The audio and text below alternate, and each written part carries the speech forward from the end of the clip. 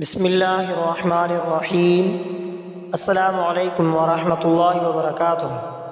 معزز سامعین اکرام، آج میں آپ کی خدمت میں حاضر ہوا ہوں حضرت نوح علیہ السلام کے بارے میں۔ حضرت نوح علیہ السلام کی دعا۔ تو معزز سامعین اکرام، حضرت نوح علیہ السلام کی دعا قرآن مجید میں مختلف مقامات پر ذکر کی گئی ہے۔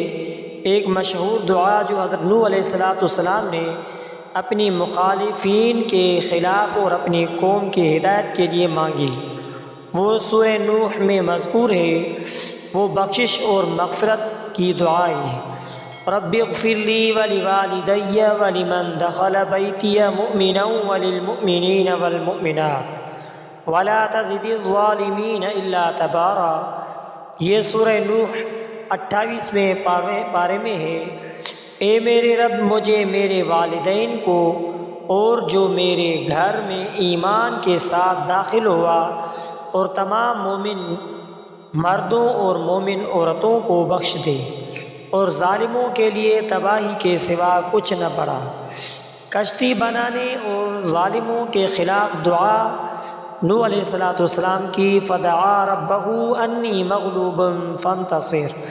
یہ سورہ قمر میں 27 پاروے میں ہے۔ پس اس نے اپنے رب کو پکارا کہ میں مغلوب ہو چکا ہوں، تو میری مدد فرما۔ حضرت نوح علیہ السلام کی قوم کی ہلاکت کی دعا۔ وقال نوح رب لا تذر علی الارض من الکافرین دیارا۔ حضرت نوح علیہ السلام نے کہا، میرے رب زمین پر کسی کافر کو رہنے دے۔ یہ دعائیں حضرت نوح علیہ السلام کی ثابت قدمی، صبر اور اللہ تبارک و تعالی پر بھروسے کی علامتیں ہیں۔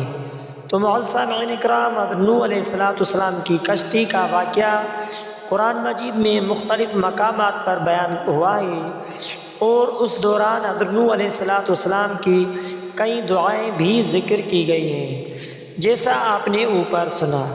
جب طوفان آیا اور حضرت نوح علیہ السلام کشتی پر سوار ہوتے وقت یہ دعا مانگی، بسم اللہ مجریہا و مرساہا ان ربی لغفور رحیم۔ یہ 12ویں پارے میں سورہ ہود کے اندر یہ دعا ذکر کی گئی ہے۔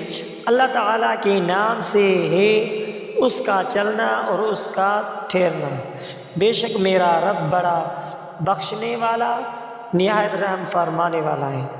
بیٹے کے لیے دعا۔ حضرت نوح علیہ السلام نے جو دعا کی تھی، جب حضرت نوح علیہ السلام نے اپنے بیٹے کو دیکھا کہ وہ طوفان میں ڈوب رہا ہے، تو انہوں نے اللہ تبارک و تعالی سے دعا کی۔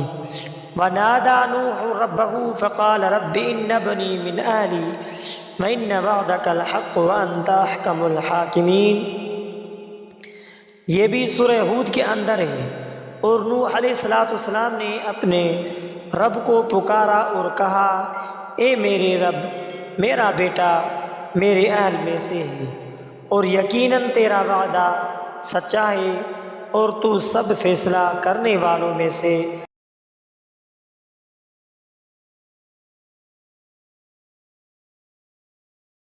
بیٹا نافرمانوں میں سے تھا۔ اور حضرت نوح علیہ السلام کو ایسی درخواست نہ کرنے کا حکم دیا۔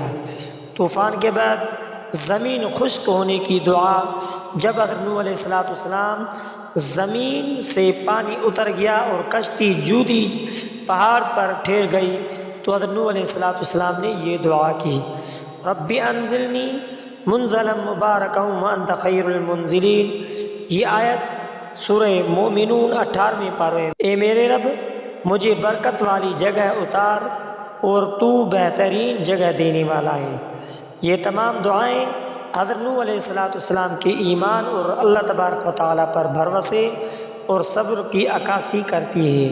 تو معزز سامعین اکرام، حضرت نوح علیہ السلام اللہ تبارک و تعالیٰ کا نبی ہے۔ حضرت نوح علیہ السلام نے اپنی زندگی میں کافی ساری تکالیف اٹھائی اور صبر کیا۔ ان سب تکلیفوں پر حضرت نوح علیہ السلام نے بہت استقامت اور صبر سے کام لیا۔ اللہ تبارک و تعالیٰ سے دعا اور ذکر کے ذریعے قربت حاصل کرنا سب سے بہترین عمل ہے۔ حضرت نوح علیہ السلام کی دعاؤں اور استغفار کے ساتھ کچھ باتیں یہاں ذکر کر رہا ہوں تاکہ آپ اپنی حاجات پوری کر سکیں اور مشکلات سے نجات حاصل کر سکیں۔ اگر کوئی حاجت پوری ہونے کے لیے وظیفہ کرنا چاہتے ہو تو آپ کسی خاص حاجت جیسے نوکری، شادی، کامیابی، قرض سے نجات یا کسی بھی جائز مقصد کے لیے دعا کرنا چاہتے ہیں تو یہ طریقہ اپنائیں۔ تو معزز سامعین کرام، طریقہ یہ ہے کہ وظیفہ کرنے کا طریقہ یہ ہے کہ روزانہ 100 مرتبہ درود شریف پڑھیں، کوئی بھی درود ہو، خصوصاً درود ابراہیمی بہت بہترین ہے۔ درود ابراہیمی آپ بھی ہمارے ساتھ پڑھ لیجئے۔ اللہم صلی علی محمد وعلی آل محمد کما صلیت علی ابراہیم وعلی آل ابراہیم انک حمید مجید۔ اللہم بارک علی محمد وعلی آل محمد کما بارکت علی ابراہیم وعلی آل ابراہیم انک حمید مجید۔ درود پاک پڑھنے کے بعد پھر 313 مرتبہ یہ دعا پڑھیں، رب انی مغلوب فانتصر۔ اس کے بعد 7 مرتبہ سورہ فاتح اور 3 مرتبہ سورہ اخلاص پڑھیں۔ سورہ فاتح آپ بھی ہمارے ساتھ پڑھ لیجئے۔ بسم اللہ الرحمن الرحیم، الحمد للہ رب العالمین، الرحمن الرحیم، مالک یوم الدین، ایاک نعبد و ایاک نستعین، اہدنا الصراط المستقیم، صراط الذین انعمت علیہم غیر المغضوب علیہم ولا الضالین۔ اور 3 مرتبہ سورہ اخلاص۔ بسم اللہ الرحمن الرحیم، قل هو اللہ احد اللہ الصمد لم یلد ولم یولد ولم یکن له کفوا احد۔ آخر میں اللہ تبارک و تعالیٰ سے عاجزی کے ساتھ اپنی حاجت کے لیے دعا کریں۔ یہ وظیفہ مسلسل 11 دن یا 21 دن کریں، انشاءاللہ حاجت پوری ہوگی۔ تو معزز سامعین کرام، یہ حضرت نوح علیہ السلام کا بتائے ہوئے دعائیں اور اس کے ساتھ ساتھ دعا کرنی کس طریقے سے ہے، دعا کرنا اسی طریقے سے ہے۔ اے اللہ تو معاف کرنے والا ہے اور معاف کرنا پسند فرماتا ہے، لہذا ہم سب پر اپنا خصوصی کرم فرما اور معاف فرما دے۔ یا الہی ہمارے عیب ڈھانپ لے اور گھبراہٹوں سے امن دے۔ یا اللہ، یا رب العزت، تو ہی ہمیں ہر غم اور دکھ سے نجات دینے والا ہے اور تکلیف اور پریشانی کو بھی دور کرنے والا ہے۔ تو معزز سامعین اکرام، اسی طرح دعا کرتے رہیں۔ تو قادر ہے، تو خالق ہے، ماں کی شفقت سے 70 گنا زیادہ شفیق ہے۔ میرے رب، میرے والدین، میرے اہل و عیال اور میرے دوست و احباب کے خطاؤں کو معاف فرما۔ اے اللہ، ہم سب مل کر آپ کے حضور توبہ و استغفار کرتے ہوئے دعا کرتے ہیں کہ ہم سب پر اپنا خصوصی کرم فرما اور ہر قسم کی بیماری، ارضی و سماوی آفات سے محفوظ فرما۔ آمین ثم آمین یا رب العالمین۔ تو معزز سامعین اکرام، اللہ تبارک و تعالیٰ سے دعا کرتے رہیں اور اس کے ساتھ ساتھ اللہم انا نجعلک فی نحورہم ونعوذ بک من شرورہم، یہ بھی دعائیں کریں۔ یا رب، ہم تیرے رحم و کرم کے طالب ہیں، الہی دشمنوں کے درمیان اختلاف ڈال دے، ان کے قدموں کو ڈگمگا دے اور ان پر اپنا وہ عذاب نازل فرما کے جسے تو مجرم قوم سے واپس نہیں لوٹا تھا۔ اے اللہ، جس طریقے سے تو چاہے ہمیں ان سے کافی ہو جائے۔ یا رب العالمین، کتاب اتارنے والے اور جلد حساب لینے والے کافر جماعتوں کو شکست دے دے۔ اے اللہ، انہیں شکست دے اور انہیں ہلاک کر رکھ دے۔ اے اللہ، مشرکین کے جیلوں میں قید ہمارے بھائیوں کو نجات دے۔ اے اللہ، ہم اپنے گھر، ہم نے گہرے ہوئے بہن بھائیوں اور بچوں کو تیرے سپرد کرتے ہیں۔ یا الہی یا الہی یا الہی، اپنے اور اپنے دین کے دشمنوں کے جیلوں میں قید کمزور مومن بندوں کو نجات عطا فرما۔ اے اللہ، ہمارے عیب ڈھانپ دے اور ہمیں خوف و خطرات سے امن دے۔ تو معزز سامعین اکرام، اللہ تبارک و تعالیٰ سے اسی طرح دعا کرتے رہے، الہی اقتدار والے کی مدد جیسی ان کی مدد فرما، اور تجھ سے بڑھ کر کوئی صاحب اقتدار نہیں۔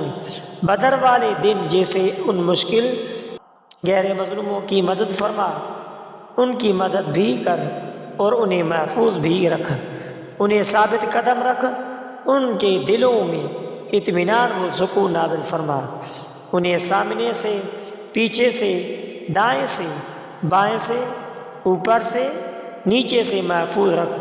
اے الہ العالمین، ان کی حفاظت ہر اس چیز سے فرما جس کے ساتھ تو اپنے صالح بندوں کی حفاظت فرماتا ہے۔ تو معزز سامعین اکرام، حضرت نوح علیہ السلام کی دعاؤں کے ساتھ ساتھ اسی طرح دعا کرتے رہے۔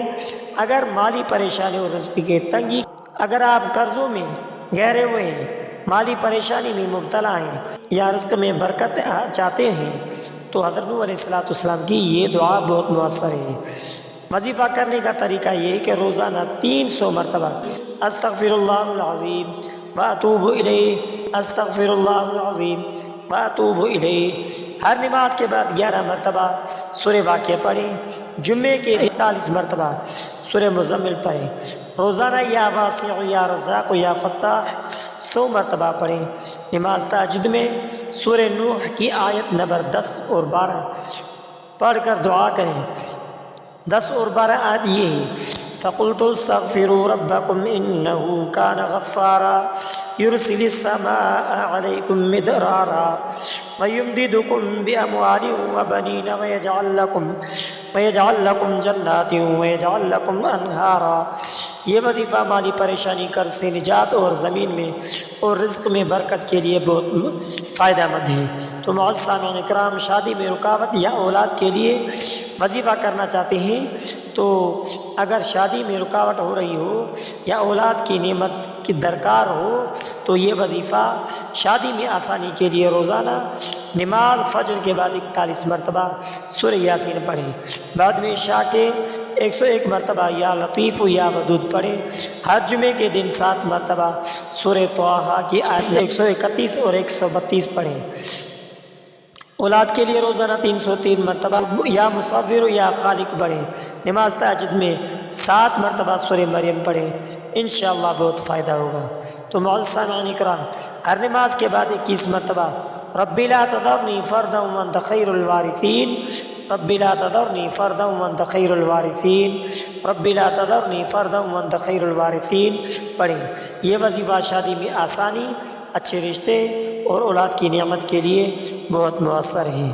تو معزز سامعین اکرام، اگر آپ نے ہمارے اسلامک وظائف ٹی وی چینل کو سبسکرائب نہیں کیا ہے، تو آپ ہمارے اسلامک وظائف ٹی وی چینل کو سبسکرائب کر لیجئے اور بیل آئیکن والے بٹن پر کلک کریں۔ ہو سکے تو اس ویڈیو کو صدقہ جاریہ سمجھ کر شیئر کرنا مت بھولیے۔